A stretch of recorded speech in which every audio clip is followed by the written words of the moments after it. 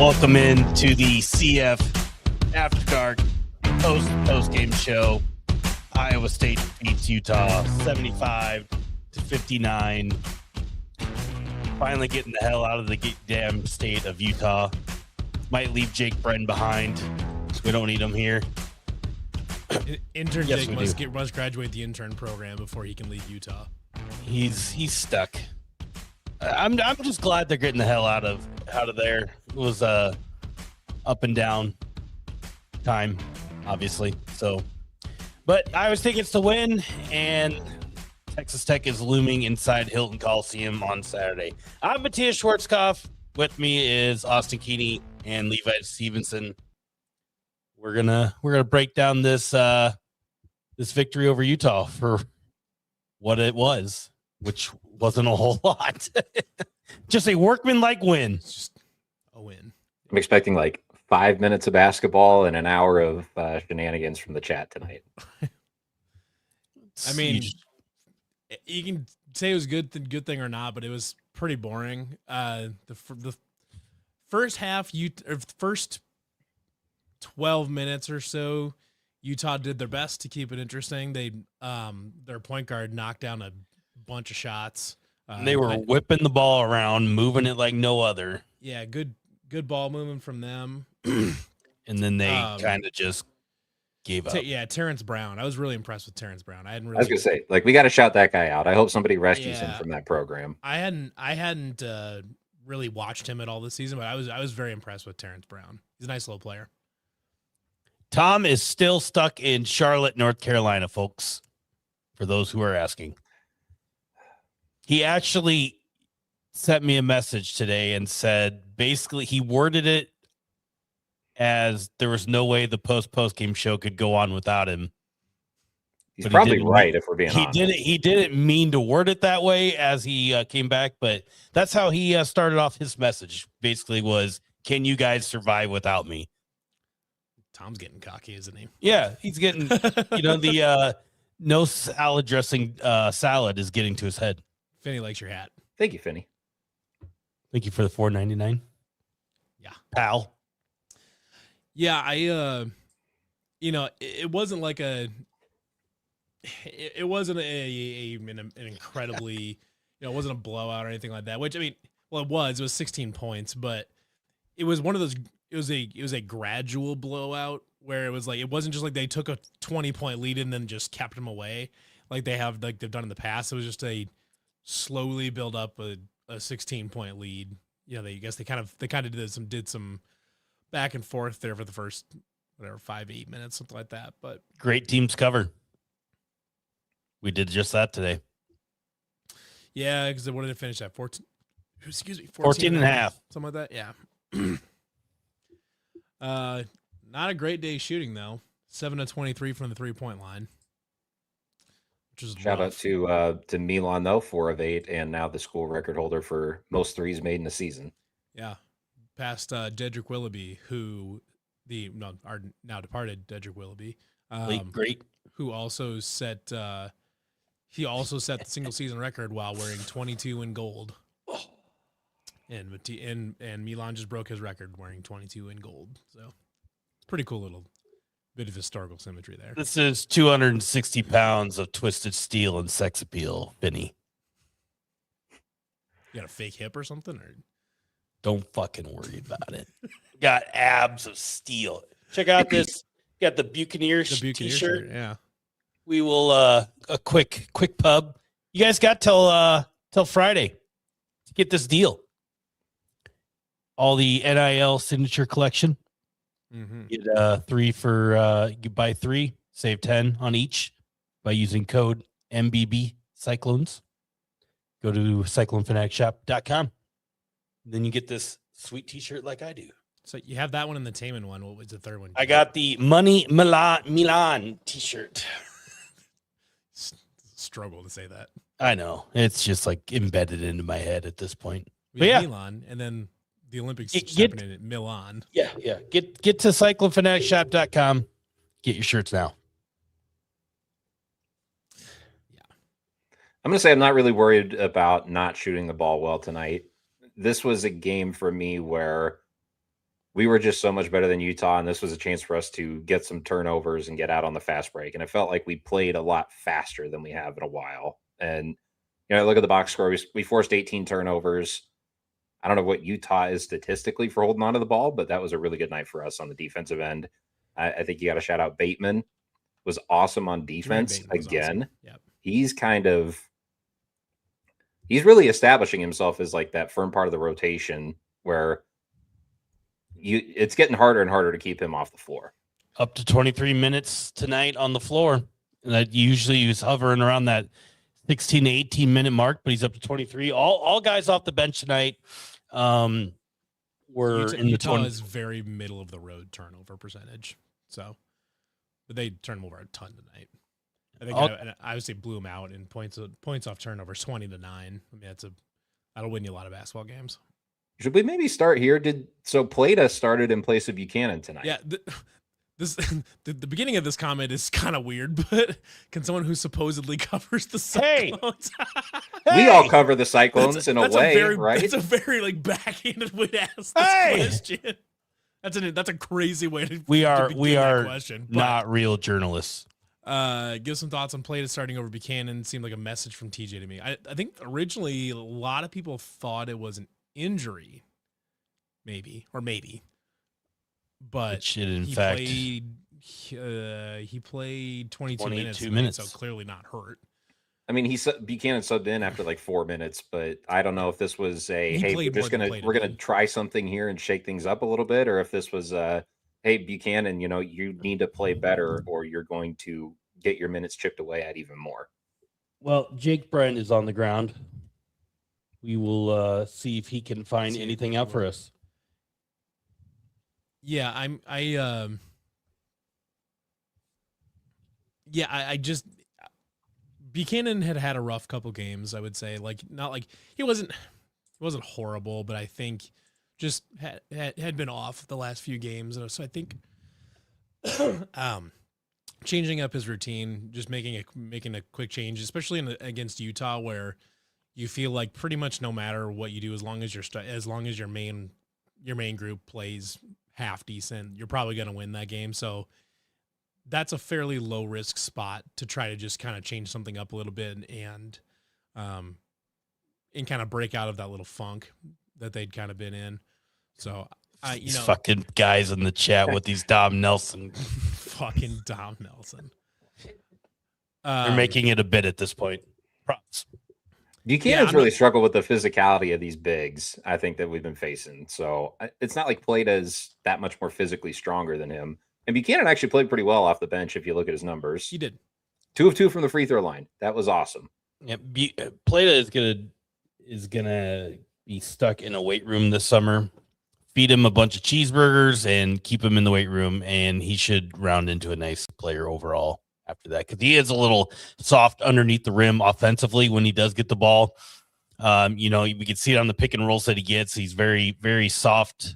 I shouldn't say soft, but weak with the ball going in there, and just doesn't have enough strength. Like there was one that he got fouled on and he ended up missing the shot, but free throws right after. But he literally should have just gone up strong with the ball, and he probably would have flushed it and got an and one after that. But and you kind of wonder if like him missing the first chunk of summer ball because of his visa issues, I wonder if maybe that contributed to that a little bit. But having a full off season with him being able to having been fully acquainted to the Big 12 and being able to be in the weight room, I think just look at look at the transformation that JT Rock made before he transferred from his redshirt season to last year. Put on a ton of muscle mass.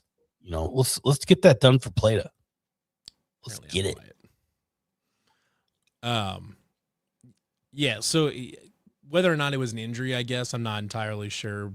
I don't think it doesn't seem like it was, but and I don't know if this is going to be a permanent move necessarily either. Like I don't know, like against Texas Tech, is Plata going to start again?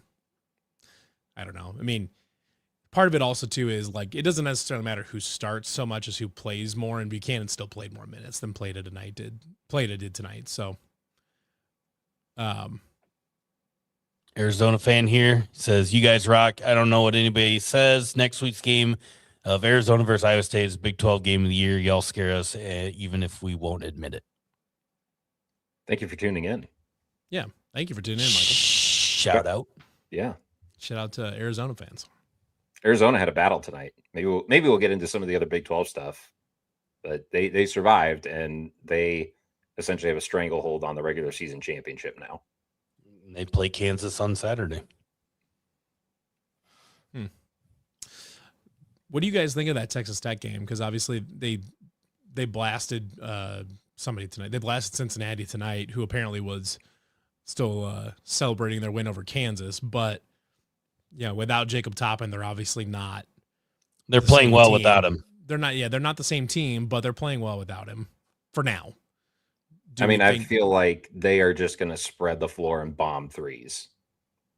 So it's not a game that I'm necessarily. I mean, you should expect to win at home, but I don't think this game is going to be a cakewalk. I don't know what the Texas Tech's still really good. Christian Anderson is still a really good player. Atwell can really shoot. That guy Watts plays a little bit more below the rim, a little bit more in the post. He's a good player. Like, they still have good guys, and McCaslin's a good coach. I'm going to trust that they're going to have something schemed up for us. UCF's University of Florida is up 22. God. We softened up BYU for them, though, so they can thank us for that.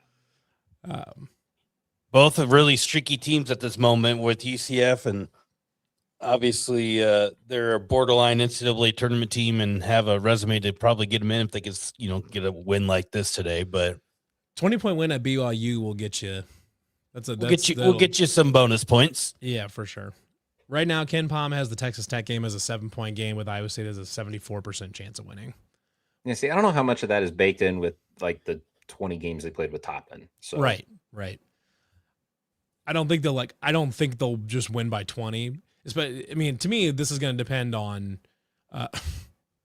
This is going to depend on what Texas Tech does with all their 3-point attempts, because generally speaking, against Iowa State's defense, as long as you keep the ball moving around, you're going to find an open 3-pointer at some point.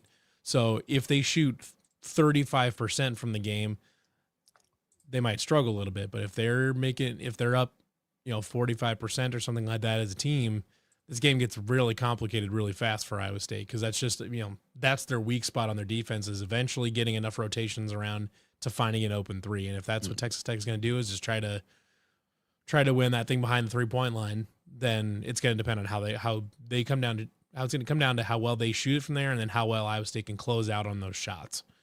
And we'll see.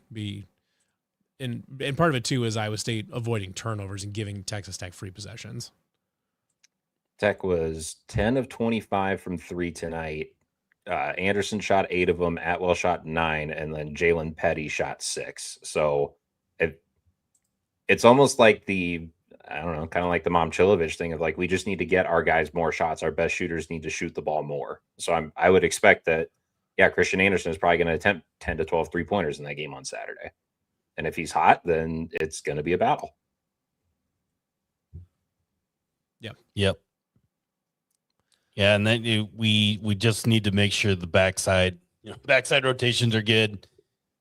And, you might have to go with Anderson, live and die by him making the shots, and then, do the thing that we were supposed to do against BYU, is let DeBenza do his thing and guard everybody else. And in the critical moments at BYU, we didn't do that. But in this one, you might just have to take Anderson out or let him do his thing and guard everybody else. We'll see. They're going to play super fast and potentially even a little bit out of control, which would help us force turnovers in theory. Yeah. Texas Tech's a good team.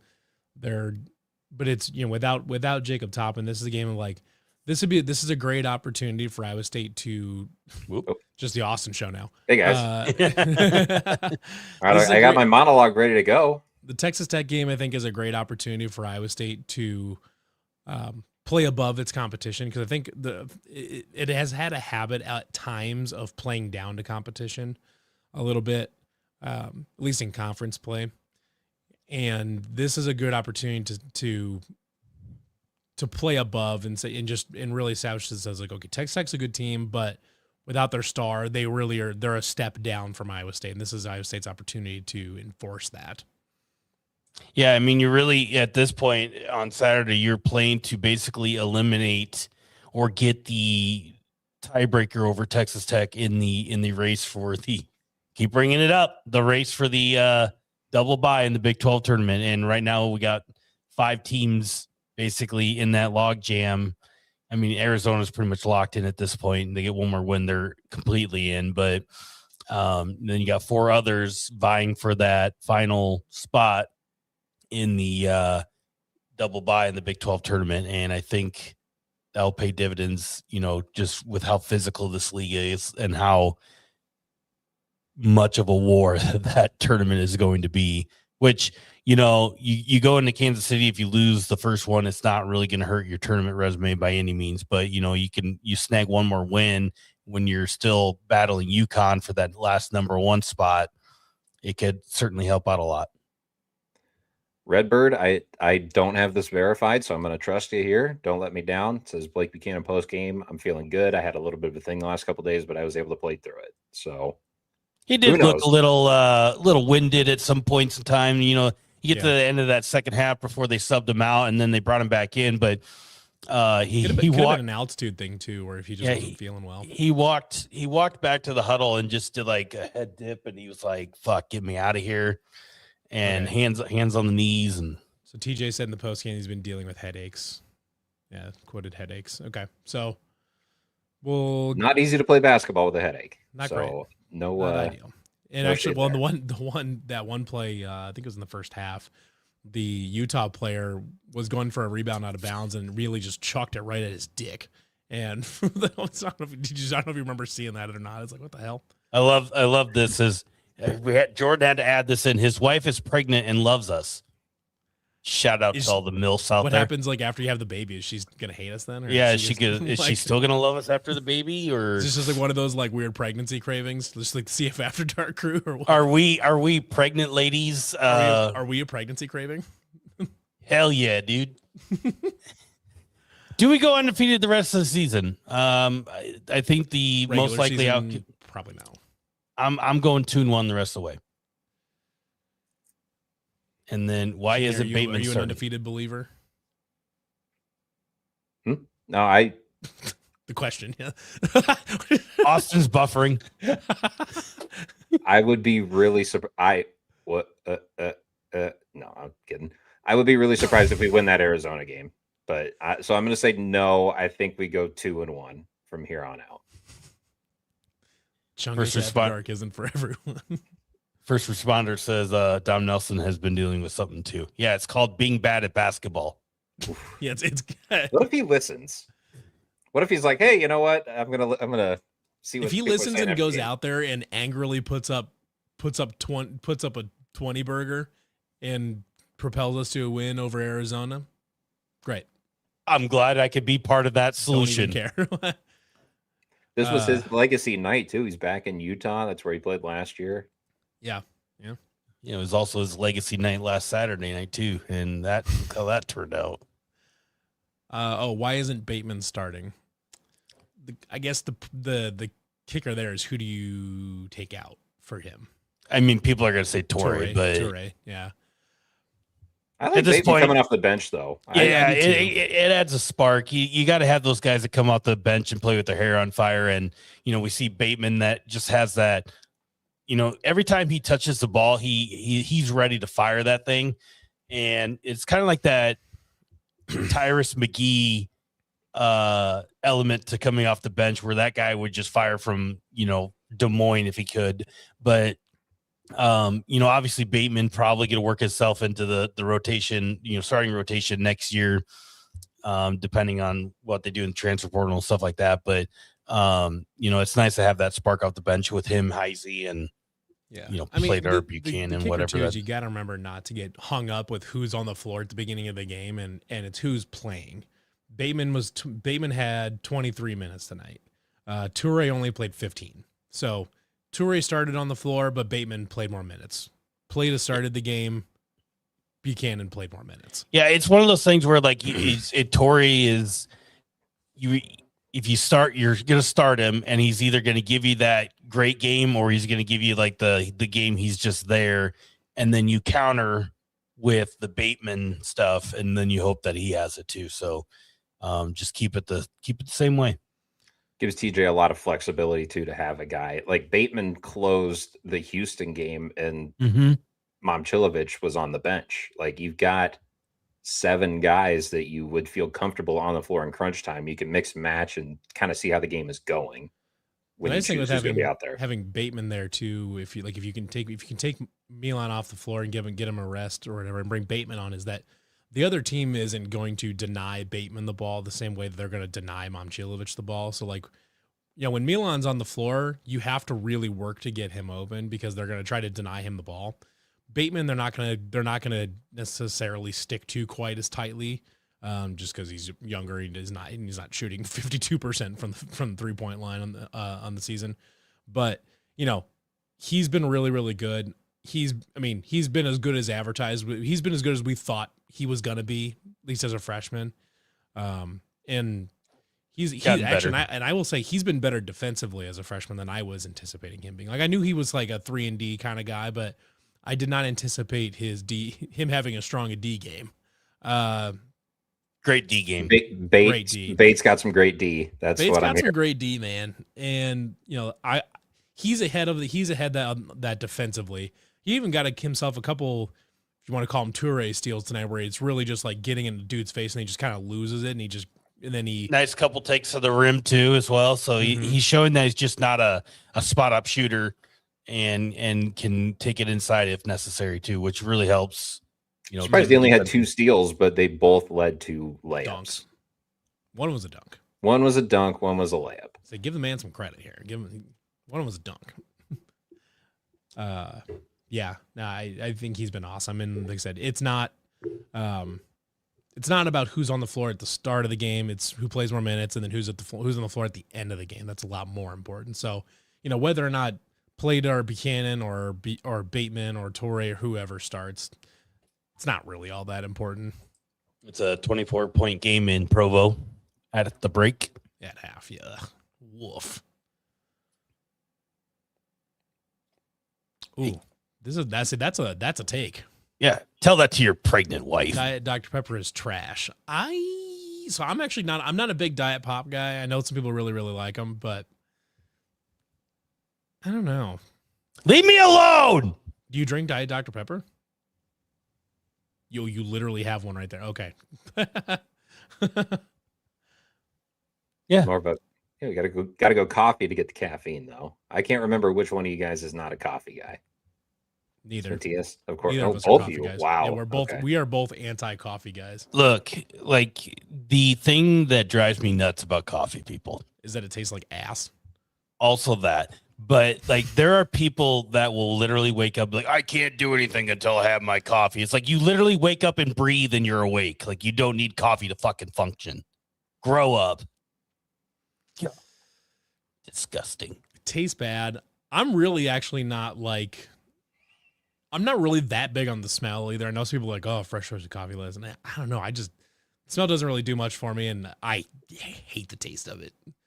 It's just I hate both of you guys right now.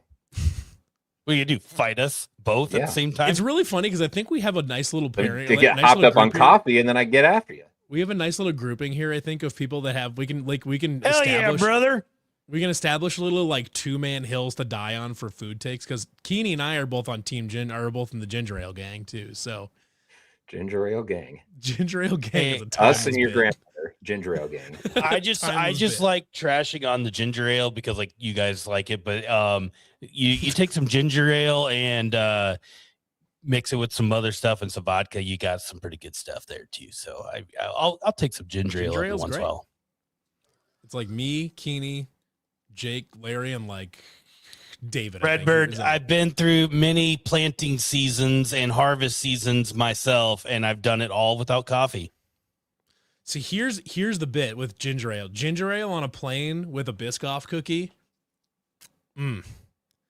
Flying does not get a lot better than ginger ale and a Biscoff. Did you guys ever? So like, my grandparents would always have ginger ale, and if like I wasn't feeling well, they'd be like, well, drink ginger ale. It'll help your stomach feel Yeah. better. I'm like, no, I'm just drinking pop. But Well, you know there what? is like a little bit to that because it's not necessarily just ginger ale specifically, but it's anything that's like Sprite. heavily carbonated. Yeah, Sprite, 7-Up, ginger ale, because it does. I mean, it does help settle your stomach a little bit, but it's the carbonation, not the ginger ale. But Cranberry and OJ on the plane with vodka. cranberry and well, you just do cranberry and ginger ale. Cranberry and ginger ale on a plane is great. Ginger ale on a plane is great. Does Cyclone Alley sell out versus Tech? Well, it fucking should. I'm going to say better. it should. The team deserves it to be sold out. I don't think it will be. It better the next two games because I know it's just Arizona State for Senior Day, but it's Taman Lipsey's last game inside. At least we got the chat is a bunch of ball knowers here. Big Biscoff group here. Biscoff cookies are elite, especially on an airplane. I don't think I've ever had one hasn't been on an airplane, to be honest. I have seen them in some gas stations, but I don't know if I've ever actually bought one in a gas station or not, but I have seen them. Barbecue chicken pizza with a pineapple, of course. Kind of wondering, so Saturday afternoon at 3:00, if you're not going to the basketball game, what are you doing? If you're a student. Yeah, 3:00 in the afternoon. Like it's not like finals week or anything like that. It's just the middle of the semester. I always laugh like over the course of the last few years, like when people on Twitter have like trashed Cyclone Alley for not filling up. Biscuit cheesecake, interesting. But like there are like students that like will reply to like tweets like, well, we had to study. Like Not on Saturday afternoon, you don't. Learn time management, folks, because you're gonna need it when you get to the professional world. And if you can't manage your time to show up for 2 hours at a basketball game, like what the fuck are we doing here? That was the thing though, is like when for me anyways, when I was in school, it was like I planned my shit around going to the games. Like I was like, okay, I've got a game there's a game on Tuesday, there's a women's game on Wednesday, and there's 2 games on Saturday or something like that. Like I like made plans around going to the games. Trust me when I say this. Your GPA after college does not fucking matter. No, it doesn't. I mean, like there's probably if your excuse is to not show up and support the Iowa State Cyclones while you're in college is because you had to study, is you are soft. College GPAs are for getting into grad school. Yes. And if you're not going to grad school, then doesn't. You know who never put a 3.1 versus a 2.9 doesn't fucking matter. When they tell you to put your GPA on your resume, they are lying to you. Do not put your GPA on your resume because that is basically going to pin you up against somebody that you probably are better at the job that you're going for anyway. It's going to do what? Pin you. It's going to get kinky in the resume force battle. You up against the wall and do some dirty dancing stuff, or what's going on here? Yeah. Do not put your GPA on your resume. Yeah, I mean, like, I've never put it on mine post college. I never did during college for internships or anything. Why would you put it on during college? Because the people like advisors would always say like, get your GPA on your resume, like you're going for internships and all that stuff. Like, no. Fuck that. I don't think I've ever. Matthias like my destiny is written. It's selling propane, and I don't need I'm gonna be selling propane, driving around the state. You know, I don't need no damn 3.0 for that. No. You don't even need to know the chemical makeup of it. Who cares? Goes in a tank and heats a house. Who cares? Yeah. I saw a comment up there I missed that I wanted to touch on, but I don't know. I lost it. Oh, Redberry asked if I had tried a gin martini. I have not. I completely forgot about it, but I will. I'll have one ready for the post game on Saturday. Friends don't let friends abstain from cycling sporting events. Well, here's the thing there, Danny. There are people who abstain from cycling sporting events. Redbird's right that the experiences that you have are you're going to remember that more than the extra hour you spent studying for your, marketing final. I can't even imagine like the people like when I was in school in 2011 who went home for Thanksgiving instead of staying for the Oklahoma State game, or Yeah. or worse, like studied or something like that. Like, I'll remember storming the field after the Oklahoma State upset for the rest of my Forever. life. I'll remember it forever.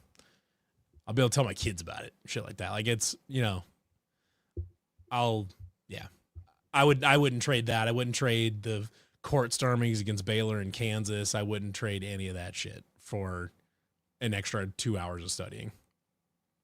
Never. Yep. What fields y'all work in? Agriculture.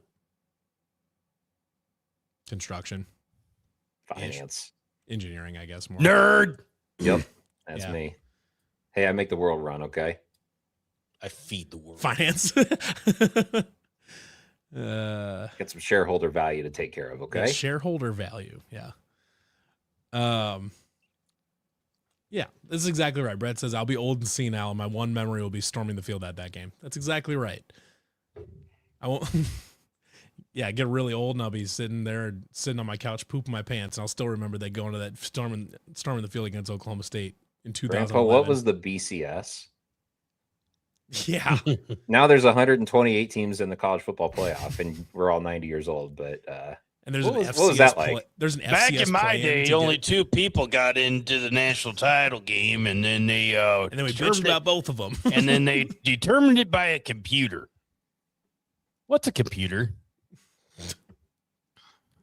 I remember seeing. It's funny because I remember seeing it was related to gaming, but that was it like last year or 2 years ago. There was, I can't remember who it was, but it was basically this person works for like a game development company, and they went to a convention, and they had out a controller, a mouse and keyboard, and a touchscreen for like to try out their different versions of the game or whatever.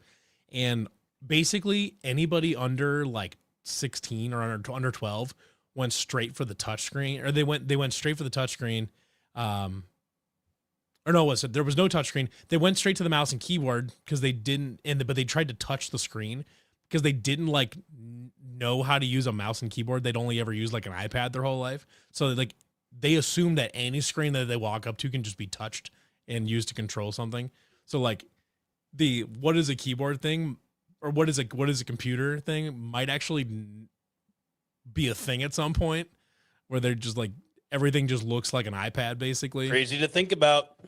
Granted, though, PC gaming is popular enough that Well, I mean, theoretically, there's no world right now that we know of yet that will live Right. without a computer. So, but like but they may not call it a computer though. They may like yeah. Call it. It's just an interesting like generational difference there. And of course, if you showed them a CD or a cassette tape, watch their brain explode. But Yep. actually, artists are starting to put that out now. They're like music artists are starting to put out vinyl CDs and even cassette tapes now. They're putting them back out instead of launching the music into streaming, because streaming is such a bad deal anymore. For the artist, right? Yeah. Spotify makes plenty of money on it, but For the end user, no. For the artist, yes. Yeah. they can have my 0.0001 cent per stream when I listen on Spotify. That might be a generous cut for what they get, but yeah. Yeah, it's a bad deal. Yeah, floppy disk. Oh my God. Oh, here we go. We're getting into my territory. Favorite band. Let's expand that to favorite musician / group. Keeney, what kind of music are you bumping over there when you're when you're generating shareholder value? Yeah, see, I'm a podcast guy while I'm like actually working. When I work out at the, then I'm like, What's that? Are you like a Little River Band workout guy, or are you listening to something like Oh, intense? no, it's a little bit more like, like Foo Fighters. I know you're a Foo Fighters guy. Like Absolutely. stuff like that. Like, Benjamin, hell yeah, brother. yeah, there you go. Like the stuff that I listened to in the weight room when I was in high school in like 2010, Yeah. you know, Matthias? riding the exercise bike, just, Well, Absolutely. my favorite Keeney's on the exercise bike, just breaking Benjamin. Dear agony. my favorite band of all time is Metallica, but I mean, I respect. hard rock, metal. you know, everybody loves a little Journey every once in a while. You know, you can't. I kind of hate Journey. Hey, it's good. It's good. It's good. You know, you get throw in some "Don't Stop Believing" every once in a while. You know, hey, let's get it bumping. Yeah, I'm gonna cheat a little bit and give you like two Sticks, or three. ABBA, Sticks is an odd one to throw. I mean, I don't like hate Sticks. It's just a random. I've never met anybody who would like put Sticks in like their favorite band. No, it's not my Sticks, favorite band. Sticks But to I me remember is the band that just plays casinos. That's all they play. Yeah, now, I remember casinos. going to the world's largest county fair in Clay County, Iowa. Styx was there when we were in middle school. My parents wanted to go, and yeah, we went to Styx at the Clay County Fair. Older bands, Queen, no question about it. Queen is timeless. Queen, yes, and I would say that Queen is probably, in my opinion, there's three bands that you can discuss as the greatest bands of all time. It's the Beatles, Zeppelin, fuck you and Queen. guys. And for me, it's Queen. I forgot. Well, someone said shotgun, someone said chug, and then this one won says butt chug. We won a basketball. So Machia says the shotgun. I call the regular chug. That leaves one of those up to you, Keeney. All right. Well, drop them drawers, Keeney. Run upstairs, see if I can find a funnel in my kitchen. Just a beer bottle. I feel like a glass beer bottle should work. We won a basketball. Yes, Greg. Fucking hate the Eagles. The Eagles suck. I hate the Eagles so much. Aren't the Eagles supposed to be playing at Eagles are just like weird mediocre old dude music. I hate it. It's terrible. You know why I don't like Eagles is because the one year I was in marching band in high school, our show was the Eagles, and I hated the marching band, so it just kind of scarred me for that. Fair enough. I'm 31. Queen, for people asking. Queen is probably my favorite. It's kind of just like older-ish band.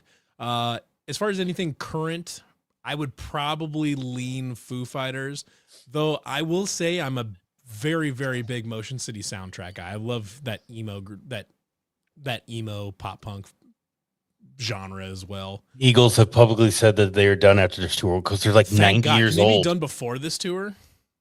They can pack it up early. No one's gonna be like, like, can we just replace the Eagles with like a better concert? They haven't. Is it really gonna be the Eagles? That's the rumor. I respect Motionless in White. I don't know if I would go so far as to say they're like in my top 30 bands, but 56-28 BYU is Motionless down. in White is solid. Dave Matthews Band blows ass. See, to me, I like Dave Matthews Band. I don't listen to him a lot, but I respect Dave Matthews Band. He's what kind about of fun. Hootie and the Blowfish? I don't listen to Hootie and the Blowfish. Not because I hate them. I just don't care about Hootie and the Blowfish. See, this is it. Motion City in 2008 on Vans Warped Tour. I would describe, generally speaking, as like my probably like most frequent listen is the genre is Vans Warped Tour. That's what I listen to. Motion City, My Chemical Romance, Panic at the Disco, Silverstein, all that kind of stuff. That's all my. Dawson's a Darius Rutger guy. Darius Rucker. Yeah. Jesus. Woof. Mumford and Sons. I've always wanted to see Mumford and Sons too. The Lumineers I don't care about, but Mumford and Sons has always been a favorite of mine. I would love some Mastodon. Mastodon. Would love to see Mastodon. They were just at Vibrant Arena in Waukee last August, something like that. Missed them, but they were there. Actually, Bill Murray. If no one's familiar with Bill Murray, the band Bilmuri, and you're into like kind of the sort of hybrid hardcore kind of pop punk / kind of country thing, it's kind of an odd deal. But if anybody has not listened to Bill Murray and they like things with electric guitars and funky heavy ass riffs, Bill Murray is awesome. Best concert I've ever seen. Hell yeah. Anyways, sorry. I needed to have my little music moment there. Sports. Yeah. BYU is currently down 30 right now, so we got that going for us.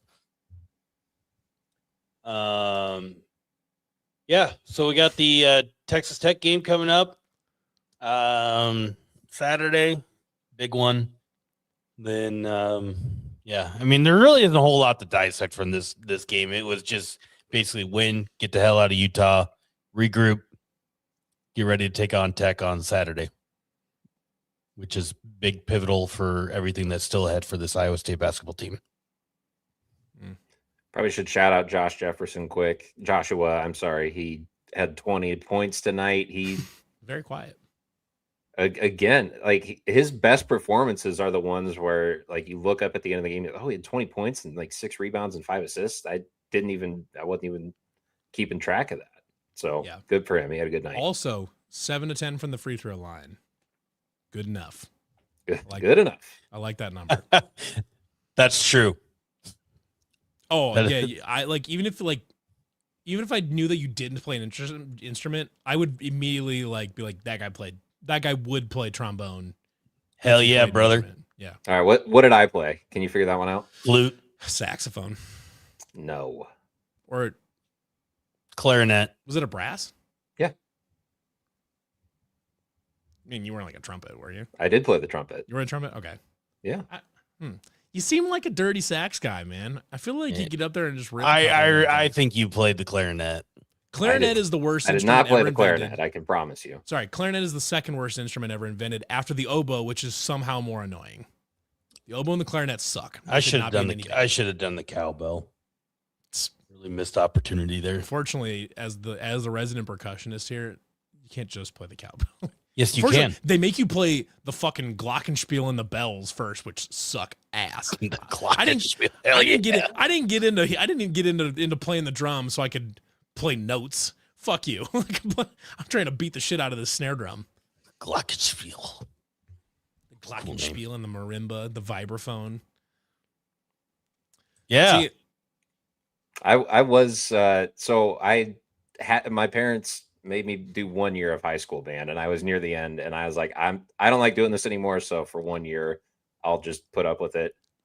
So yeah, I was one of the last chairs for trumpet, but in middle school, I was pretty good. Listen, I have met a kid record the recorder. I've had a recorder. Nerd. Oboe. Everybody did you guys not get one as standard issue recorder in 5th grade? Yeah, never used it. Really? You guys didn't get that? Interesting. No. Maybe it's Eastern Iowa thing. I don't know, but at least at our school, anyways, they you'd get to 5th grade, they give you a box of markers and a fucking recorder. For the sake of being on a Cyclofanatic podcast, I abstain from comment. I'm fine with the band. I like marching band at football games. Pep band in basketball. I mean, it's been a topic of conversation. It's not my favorite thing, but I'm pro marching band at football games for sure. I am pro marching band at halftime at football games. I kind of hate the pep band. I kind of hate the pep band at football games because at least at basketball games, there's enough sound that they can make to fill the arena. The pep band at football games is just not. It just can't be loud enough to really set a mood. It's just kind of oh, there's a band also playing over there versus in a basketball arena, what they're playing is enough sound to fill the arena and feel like this is a thing. Yeah, no. Timpani is also not the same as Glock. I mean, I love playing timpanis, but they're not the same as Glock.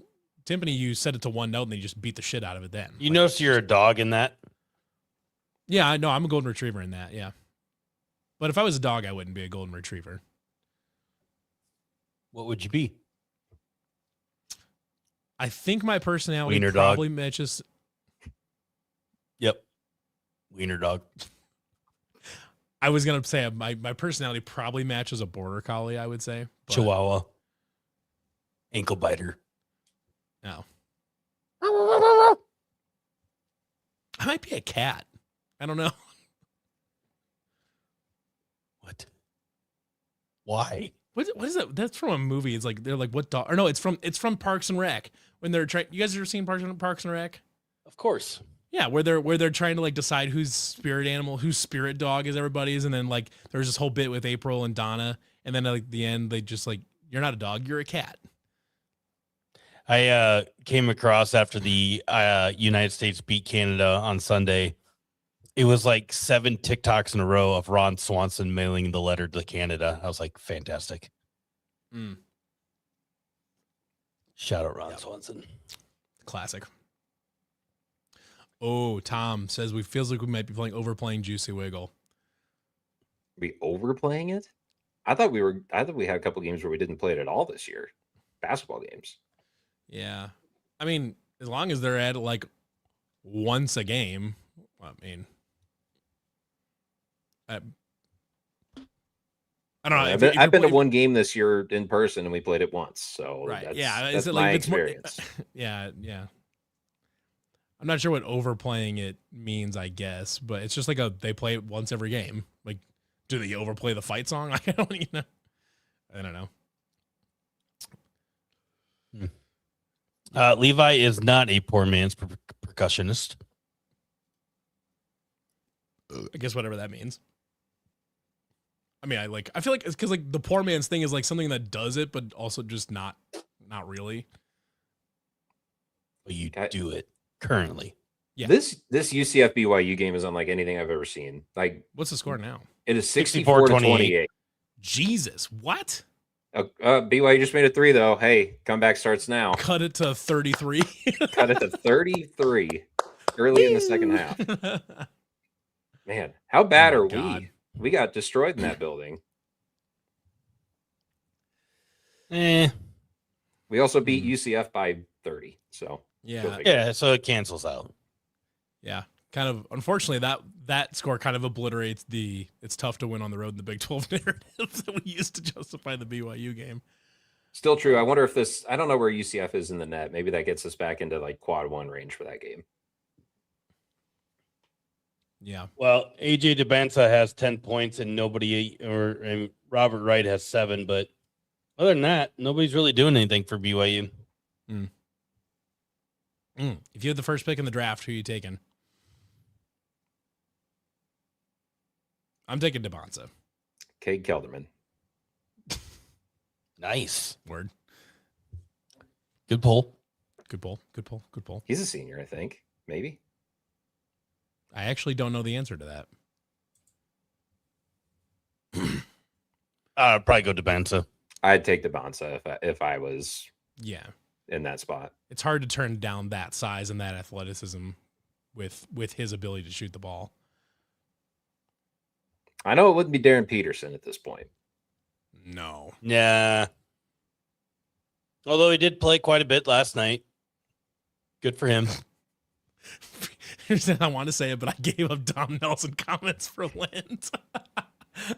Well, you just made one, so you're going to hell. Shit. Well, we got anything else to cover, or are we not really about tapped out? Yeah, I think we are pretty much tapped out, as they say. The boys, what's today? Is today Tuesday? Yeah. The boys will be back on Thursday night for Offensively Offensive, live on all Cyclone Fanatic platforms.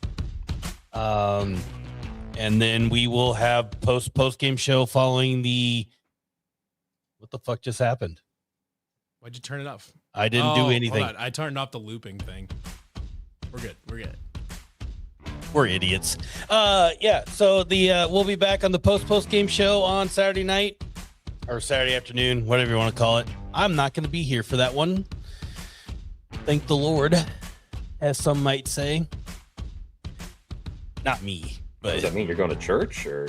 No, I'm going. I got company opposite of church. Company holiday party. That's well past the holidays. But that's fine. They know it's almost March, right? Down in Prairie Meadows. So that's where I'll be. Never been to Prairie Meadows? You can't come. You're not invited at my house, though. Been to Meskwaki, been to Diamond Joe, never been to Prairie Meadows. Not much of a casino guy, huh? I've got 2 of them in Dubuque, and then I've got another one over in Tamo, and I'm gonna have one in Cedar Rapids pretty soon.